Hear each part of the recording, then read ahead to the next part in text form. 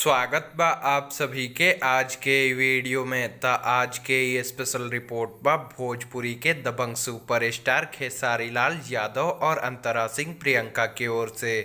आप लोग के बता दी कि दबंग सुपरस्टार खेसारी लाल यादव और अंतरा सिंह प्रियंका के आप लोग के बीच में बहुत ही शानदार और ज़बरदस्त ऑडियो गाना आवे वाला बा, जौना गाना के नाम बा एक्शन से भरपूर।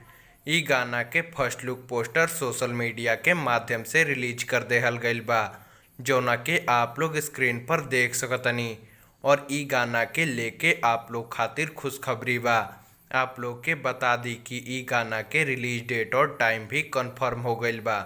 ई गाना के गौले बाड़े दबंग सुपरस्टार खेसारी लाल यादव जी और अंतरा सिंह प्रियंका जी, और ई गाना के लिखले बाड़े अजय बच्चन जी, और ई गाना के संगीत से सजैले बाड़े दीपक दिलकश जी।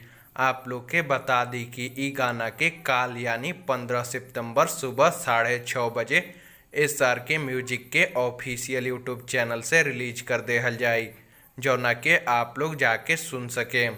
तो आज के वीडियो में बस इतना ही। उम्मीद बाकी वीडियो आप लोग के पसंद आयल होई।